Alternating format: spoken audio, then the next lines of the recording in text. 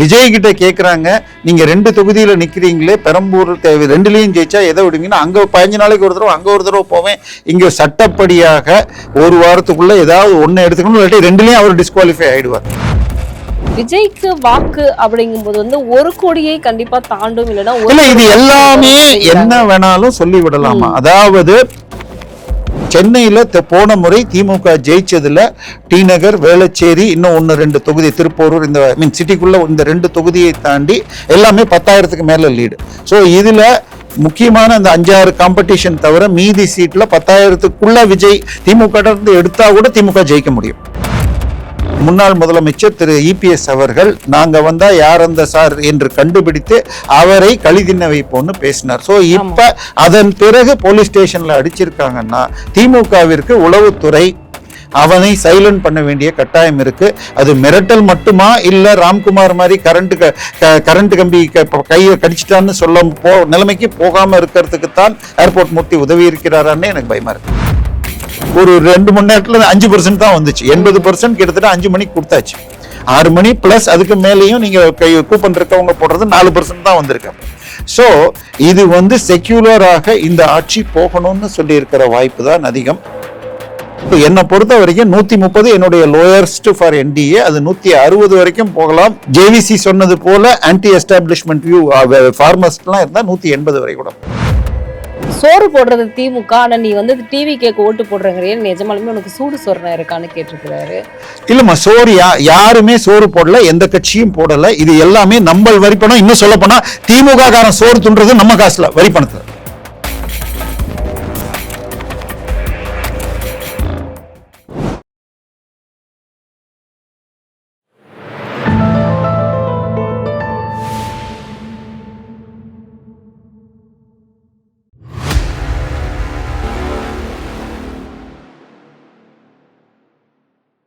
தாமரை TV நேயர்களுக்கு அன்பான வணக்கம். இன்று நமது நேர்காணலில் சிறப்பு விருந்தினர் அரசியல் விமர்சகர் தேவப்பிரியா அவர்கள் நம்முடன் இருந்திருக்கிறார். சார் வணக்கம். சார் வணக்கம். அடுத்த வாரம் இதே நாள் இந்த நேரத்துல யார் ஆட்சி அமைக்க போறாங்க அப்படிங்கறது கண்டிப்பா முடிவாயிடும். ஆனா இந்த இடைப்பட்ட காலங்கள்ல யாரு வர போறாங்க அப்படிங்கிற அந்த டிக் டிக் அப்படிங்கிற மாதிரியான ஒரு மணி எல்லார் மனசுலயுமே இருக்கு. யாருடா வர போறாங்க? அந்த 85% யாருக்கு? என போன தடவை விட இந்த 12% அதிகமாயிருக்கு. இது யாருக்கு அந்த ஓட்டு மாறி விழுந்திருக்கும். அது மட்டும் இல்லாமல் இன்னொன்னு என்ன அப்படின்னா, உளவுத்துறையில இருந்து நிறைய விஷயங்கள் பரவலாக போயிட்டு இருக்கு. இன்னொன்னு என்ன அப்படின்னா, சீல் வச்ச பாக்ஸ் எல்லாமே உடைச்சிட்டாங்க திமுக காரங்கன்னு டிவிக்கே நிறைய இடத்துல நிறைய சச்சரவுகளை சண்டைகளை போட்டுக்கிட்டு இருக்காங்க. இது என்ன மாதிரியான ஒரு நிலவரத்தை தமிழகத்தில் பாதிப்பை ஏற்படுத்திருக்கு? உங்களுடைய கருத்து என்னன்னு நாங்க தெரிஞ்சுக்கணும். இல்ல 74ல இருந்து 85ன்னு சொன்னீங்க. பட் பேஸ் குறைஞ்சதுனால, போன முறை 100 இருந்ததுல இந்த 90ன்னு குறைஞ்சிருக்கு. இல்ல 110 இருந்தது 100ன்னு ஆயிருக்குன்னு வச்சுக்கோங்க SIR-ஆல. சோ 81 வரைக்கும் ஆயிருந்தால் போன முறை, ஆனா அதே போல் 4% அதிகம், அவ்வளவுதான். 14% இல்ல, 4% தான் அதிகம். சரி, இந்த 4%ல யார் போட்டாங்கிறத பார்க்கணும். சரி, இப்ப ஒண்ணு தேர்தல் முடிஞ்ச பிறகும் டிவி கேக்காரங்க நான் போட்டேன்னு சொல்றாங்களே, அவங்க இனிமே போய் சொல்றதுல என்ன லாபம்னு சொன்னால், இளைஞர்களிடையே இது வியூஸ் வாங்கணும், வைரல் ஆகணும்னு சொன்னால், நான் டிவிக்கேன்னு சொன்னா அது ஒரு வைரல் ஆகுதுன்னு சொல்லிட்டு இருக்காங்க. அது எந்த அளவுக்கு எல்லாமும் போயிடுச்சு. யாரோ ஒருத்தரை கேட்டா திமுக சொன்ன அதே ஸ்கீமை தானே இவங்க சொல்றாங்க, இவங்களும் 2000 ரூபாய் கொடுக்குறாங்கன்னா இவர் தன் கையில இருந்து கொடுப்பாங்கன்னு ஒரு பெண்மணி சொன்னது வைரல் ஆயிட்டு இருக்கு. ஆச்சா, விஜய் கிட்ட கேட்குறாங்க, நீங்க 2 தொகுதியில நிக்கிறீங்களே, பெரம்பூர் ரெண்டுலையும் ஜெயிச்சா எதை விடுவீங்கன்னா, அங்க 15 நாளைக்கு ஒரு தடவை அங்க ஒரு தடவை போவேன். இங்க சட்டப்படியாக ஒரு வாரத்துக்குள்ள ஏதாவது ஒன்னு எடுத்துக்கணும், இல்லாட்டி ரெண்டுலையும் அவர் டிஸ்குவாலிஃபை ஆயிடுவார். சோ தலைவர் முதல் கடைசி ஆளுக்கு வரைக்கும் எல்லாமே யூடியூப் கவர்ச்சியை மாத்திரம் நோக்கிட்டு அறிவற்ற பேச்சு தான் போயிட்டு இருக்கு.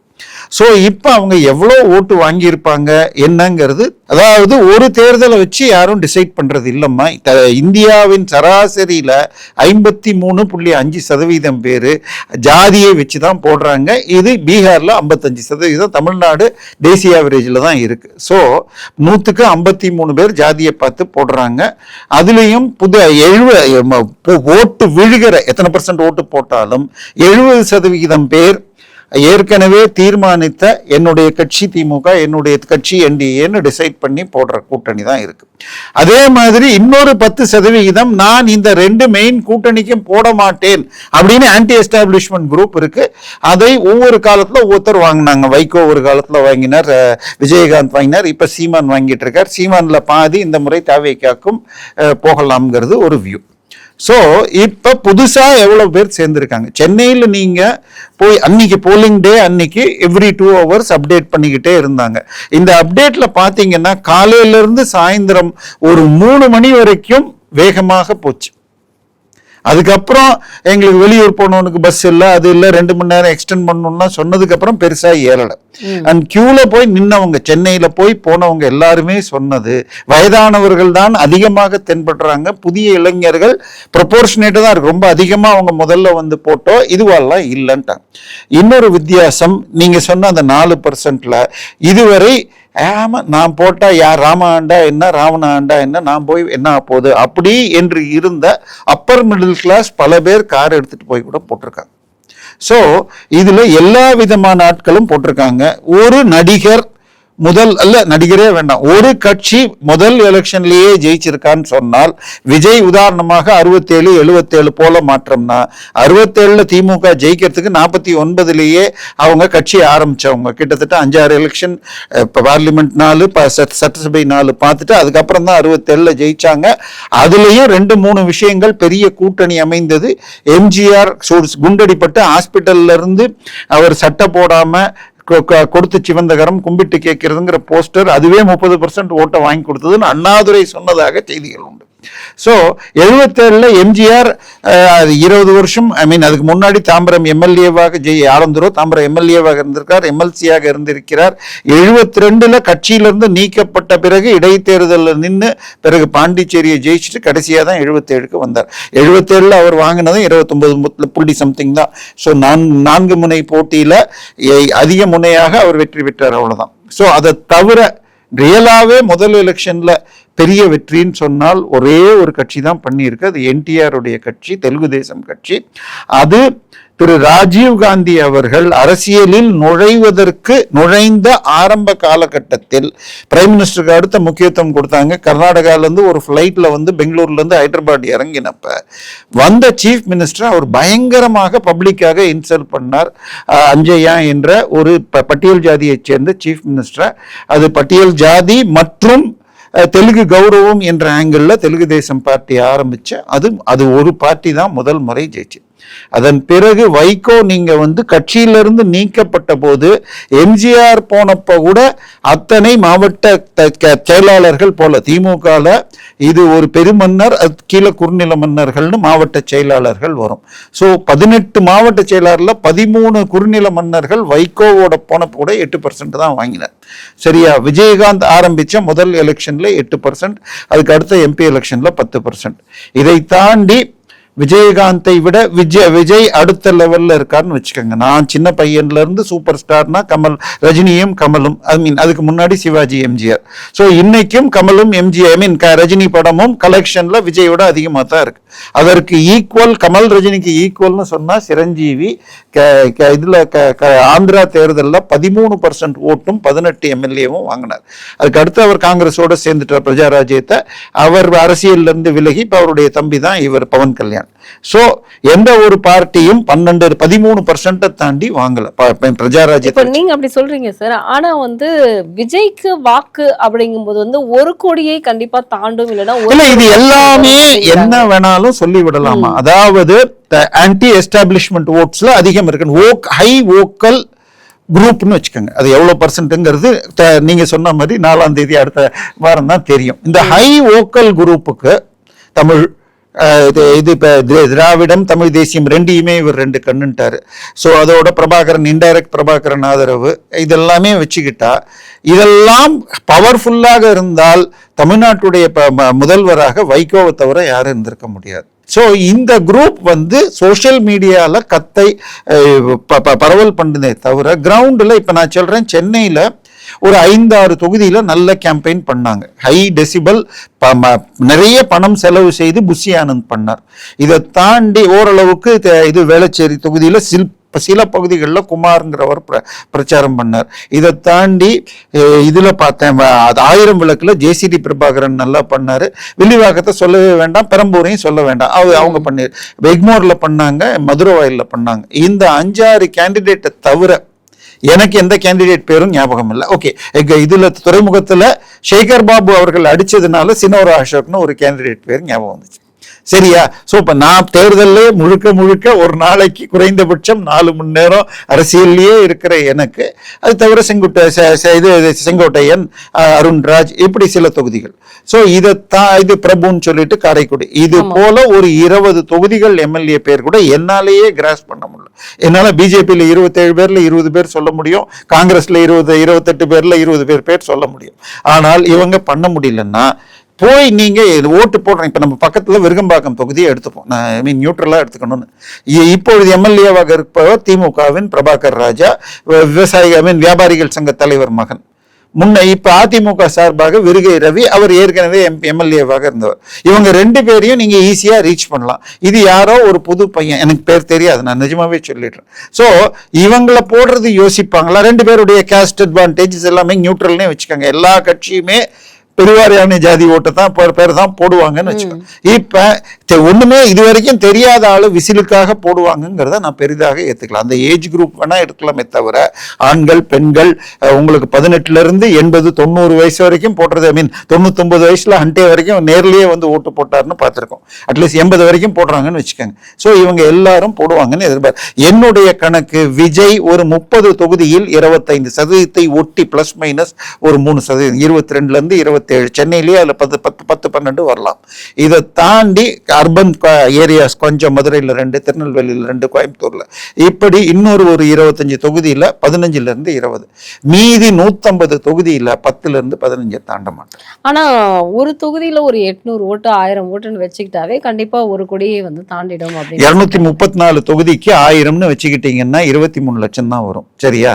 நீங்க கணக்குல இது. அதனால நான் சொல்றது இப்ப என்னன்னா, இப்போ ஒரு வார்டுல அப்படிங்கிற ஒரு தொகுதியில நம்ம வந்து 1000 அப்படிங்கும் பொழுது அதுல இன்னும் வந்து அதிகப்படியா இப்ப இருக்கக்கூடிய ஃபர்ஸ்ட் ஓட்டர் வந்து இல்லமா. இப்ப நான் விஜய்க்கு X% வச்சுக்கோங்க, 15% வச்சுக்கோ. என்னுடைய கணக்கு 15ல இருந்து 18, 12ல இருந்து 15 தான் என்னுடைய டோட்டல் ஆவரேஜ் வரும் இருக்கேன். 15ல இருந்து 18ன்னே வச்சுக்கோங்க. சோ 15% ஓட்டு, அத 10 பேர்னு எடுத்துக்கோங்கம்மா. அந்த 10ல 3 பேர் புது ஓட்டர்ஸ்னு எடுத்துக்கோங்க, young voters, fresh from college அப்படின்னு வச்சுக்கோங்க. நான் சொல்றது கடந்த 5 வருஷம், இந்த வருஷம் காலேஜ்னே இல்ல, 21 எலெக்ஷன் வச்சுக்கோங்க, 24 பார்லிமெண்டே விட்டுருங்க. ஸோ 21க்கு அப்புறம் ஓட்டு வந்தவங்க 23 வயது கீழானு வச்சுக்கோங்க.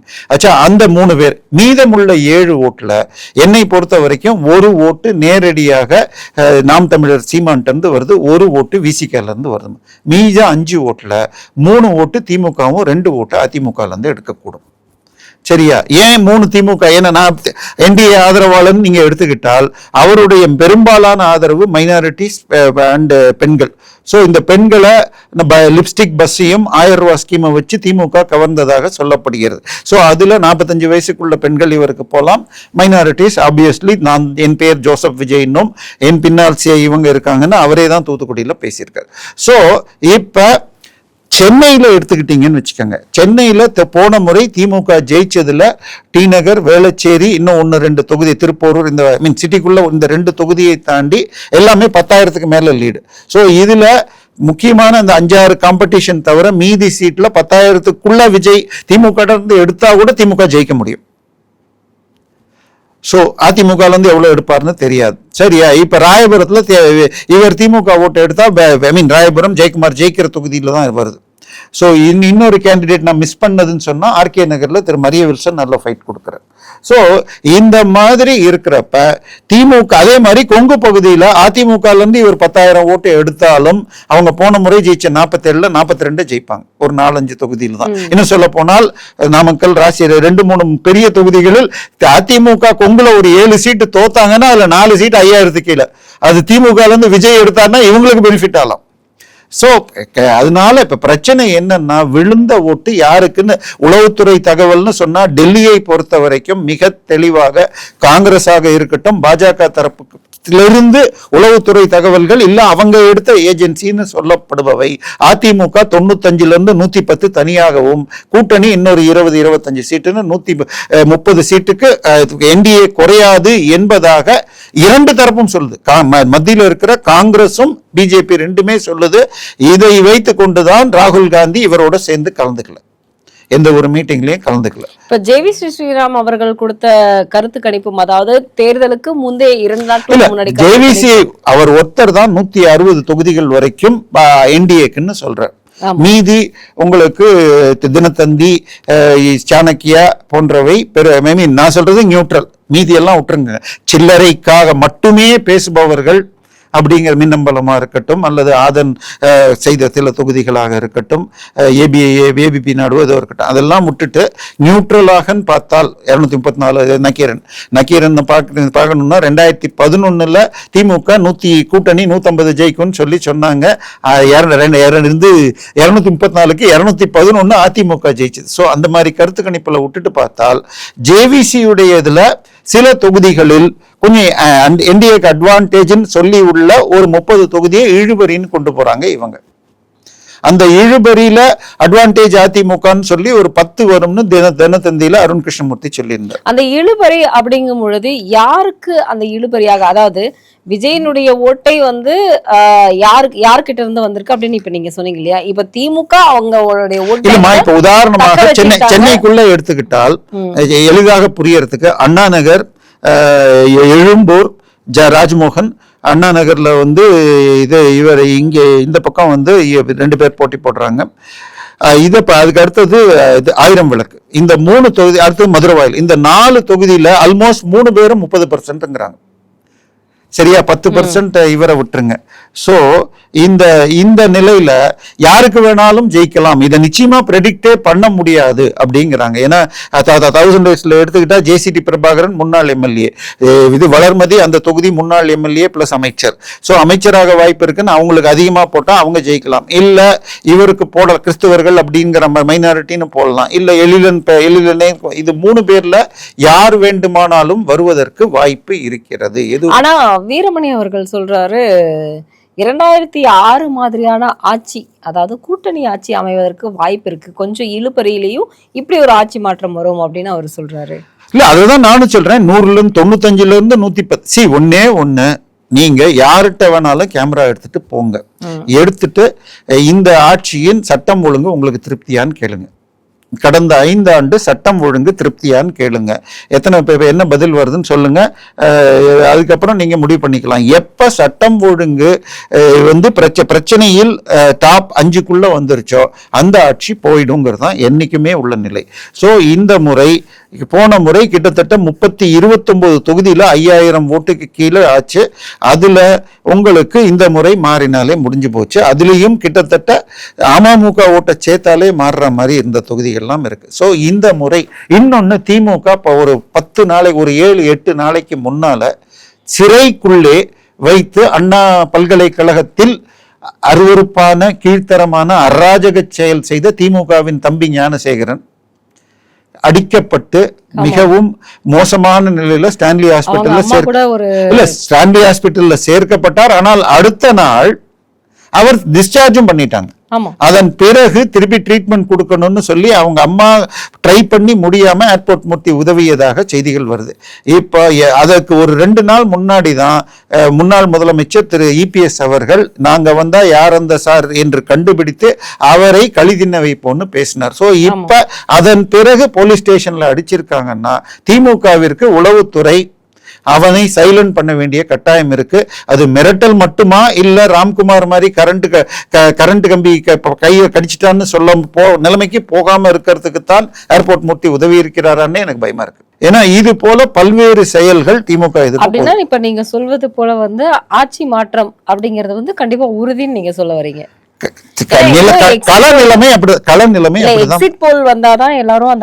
எக்ஸிட் போல்ங்கிறது இதை விட இன்னும் கஷ்டம். எக்ஸிட் போல்ங்கிறது இதை விட, அதாவது சாணக்கியா இவங்க பண்றது 234 தொகுதிக்கும் சாணக்கியா கூட அப்படி பண்ணல.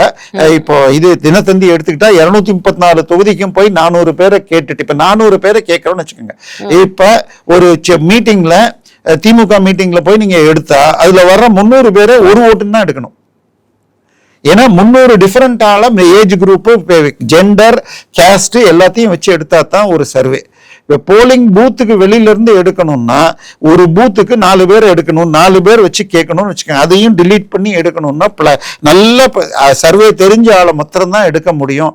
ஸோ எல்லாமே அந்த டயத்துக்குள்ள எடுக்கிறதுனால அதிகபட்சம் 25 தொகுதியில 3 அல்லது 4 பூத்துக்குள்ள தான் கேட்பாங்க. சோ இது எல்லாமே அனுபவத்து மூலமா பண்றது. ஒண்ணு போல் ஆஃப் போல் ஒருவர் இது திமுக 140, ஒருவர் அதிமுக 140, இல்ல 2 பேர் 90 கொடுத்தா ஆவரேஜ் போடுறது ஓரளவுக்கு சரியா இருக்கலாம். 2024 பாராளுமன்ற தேர்தலில் எந்த எக்ஸிட் போலுமே 330 கீழே என்டிஏ கொடுக்கல, வந்தது 292. So survey is only survey. மக்கள் முடிவுங்கிறது மக்கள் முடிவு தான். நீங்க சொன்ன மாதிரி இப்ப வீரமணி சொன்ன மாதிரி 2006 தேர்தலில் கூட்டணியாக 159 கொடுத்தாங்க. ஆனால் வெற்றி பெற்றது 96 பெற்றவர்கள் மற்றவர்களை உதைச்சு மக்கள் தீர்ப்பை மதிக்காமல் மைனாரிட்டி ஆட்சி பண்ணாங்க. அடுத்தது உங்களுக்கு சாதாரணமா போலிங் பர்சன்டேஜ் எந்த ஆட்சி போகணும்னு சொன்னா தான் ஆன்டி எஸ்டாப்ளிஷ்மெண்ட்ங்கிறது தான் ஜாஸ்தியா விழுகும். ஸோ இது காலையில ஆரம்பிச்சு 8% ஒரு அவரும் அப்படியே காலையில 7 மணில இருந்து ராத்திரி 6 மணி வரைக்கும், அதுவும் 4 மணி வரைக்கும் 9%, கடைசி ஒரு 2 மணி நேரத்துல 5% தான் வந்துச்சு. 80% கிட்டத்தட்ட 5 மணிக்கு கொடுத்தாச்சு. 6 மணி பிளஸ் அதுக்கு மேலேயும் நீங்க கூப்பன் இருக்கவங்க போடுறது 4% தான் வந்திருக்கு. சோ இது செக்யூலராக இந்த ஆட்சி போகணும்னு சொல்லி இருக்கிற வாய்ப்பு தான் அதிகம். இன்னொன்னு, நீங்க கடந்த தேர்தல்கள்ல எந்த ஒரு போல்ஸ்டரும் ஆர் எக்ஸிட் போலுமே கூட ஹரியானாலேயோ மகாராஷ்டிராலேயோ டெல்லியிலேயோ இந்த அளவுக்கு பிஜேபி அப்பர் சைட்ல போறது சொல்லல. அதாவது மூட் ஆஃப் த பீப்புள், காத்து எந்த பக்கம் அடிக்குதுங்கிறத சொல்றப்ப கொஞ்சம் ஒரு புல் கிடைச்சால் அந்த காற்று வேகம் எடுத்து சூறாவளியாக மாறலாம். ஸோ என்னை பொறுத்த வரைக்கும் 130 என்னுடைய லோயர்ஸ்ட் ஃபார் என்டிஏ, அது 160 வரைக்கும் போகலாம். அது ஜேவிசி சொன்னது போல ஆன்டி எஸ்டாப்ளிஷ்மெண்ட் வியூ ஃபார்மர்ஸ்லாம் இருந்தால் 180 வரை கூட போகும். இன்னைக்கு செந்தில்வேலன் ஒரு விஷயத்த பேசியிருந்தாரு, அதுதான் இன்னைக்கு பரவலாக பேசப்பட்டிருக்கு. சோறு போடுறது திமுக, ஆனா நீ டிவி கேக்கு ஓட்டு போடுறங்கிறிய, நிஜமாலுமே உனக்கு சூடு சொரணை இருக்கான்னு கேட்டிருக்கிறாரு. இல்லம்மா, சோறு யாருமே சோறு போடல, எந்த கட்சியும் போடல. இது எல்லாமே நம்ம வரி பணம். இன்னும் சொல்ல போனா திமுக காரன் சோறு துன்றது நம்ம காசுல வரி பணத்துல, அவன் ஏறி போற காருக்கு நம்ம பெட்ரோல் வரி பணம். இந்த மாதிரி பேசுபவர்கள் அறிவற்ற மூடர்கள். இன்னொன்னு பார்த்தா இதுல நீங்க இன்னொரு மூத்த இது ஜேம்ஸ் வசந்தன் பேசியிருப்பார். அதுல என்னது மூத்த கட்சிக்கு இது வாரிசுகளுக்கு மாத்திரம் முக்கியத்துவம், துரைமுருகன் கிடைக்காட்டி உனக்கு என்ன நஷ்டம்னு கேட்கிற. என் வரி பணத்தை எடுத்து வீண் செஞ்சு 5 லட்சம் கோடியை செலவு பண்ணிருக்கீங்க, என்ன பண்ணீங்கன்னு கேட்டா ஒண்ணுமே இல்லை. ரோடு இருக்கா? நீங்க கட்டின பாலம் அடிச்சிட்டு போச்சு. எத்தனை பள்ளி 5 லட்சம் பேர் தமிழ்ல ஃபெயில் ஆயிருக்கான், தமிழ் நஷ்டமாயிருக்கு, தமிழ் அழிவுபட்டு இருக்கு. நீங்க உங்க சொத்துக்கள் கூடிக்கிட்டே போகுது. நீங்க ஏறி போற கார் 2.25 லட்சம் கோடி, 2.25 கோடி ரூபாய் காரு, அது உங்க பேர்ல இல்லைன்னு கணக்கு காட்டுறீங்க. சோ இப்ப இந்த பரம்பரை ஆட்சிகள் வந்தால் நாங்க ஆள்றதுக்கு என்ன பண்ணுவோம், தமிழ்நாடு முன்னேறணும்னு பார்க்க மாட்டாங்க. சோ இதெல்லாம் மாறித்தான் ஆகணும். இவங்களை எல்லாம் சில்லறைகள்னு சொல்லுமா, அதாவது காசுக்காக பேசுபவர்கள். செந்தில்வேலனா இருக்கட்டும், ஜேம்ஸ் வசந்தனாக இருக்கட்டும், எல்லாரும் காசுக்காக கூறாங்க. ஜெகத் கஸ்பர் ராஜ் உட்பட 210 185 அவர்லாம் செஃபாலஜிஸ்ட்ல நல்ல திறமை உள்ளவர். ஆனால் காசுக்காக கூவுகிறார்கள். இன்னொன்னு, நீங்க சொன்ன மாதிரி திங்கட்கிழமை காலையில 12 மணிக்கு தெரியும் ரிசல்ட் மாறலாம். அதாவது 3 மணி வரைக்கும் கூட இந்த பக்கம் அந்த பக்கம் 100 ஓட்டு 200 ஓட்டுன்னு மாறலாம். ஆனா 12-1 மணிக்கு பர்சன்டேஜ் எல்லாம் கிளாரிட்டி வந்துடும். சோ தெளிவாக ரிசல்ட் பெரிய மாற்றம் இருக்காது. ஏன்னா நான் இப்ப 2 நாளாக 77 இருந்து போல் ட்ரெண்ட் எல்லாத்தையும் 234 தொகுதியும் எடுத்து பார்த்துட்டு இருக்கேன். சோ பெரிதாக என்னுடைய கணக்குப்படியாக என்டிஏ 37 40% ஓட்டுகளும், திமுக 35 37 எடுக்கும். இவங்க 15 18, இதுதான் டிவிக்கு 4 5 நாம் தமிழர். இதுல இருந்து மாறாது. பட் ஒரு சில தொகுதிகளில் மாறலாம். சென்னைக்குள்ள டிவிக்கே அதிகமாக வாங்கலாம். அதனால ஒரு 4 தொகுதிகளில் இழுபறி வரலாமே தவிர இதுல இருந்து பெரிய மாற்றம் வராது. கிட்டத்தட்ட டெல்லியின் உளவுத்துறையும் சென்னை உளவுத்துறை தகவல்கள் என எனக்கு 3-4 டேட்டா வந்தது. பட் போல் போட்டா அதுவும் நான் சொன்ன அந்த ரேஞ்சில தான் இருக்கு.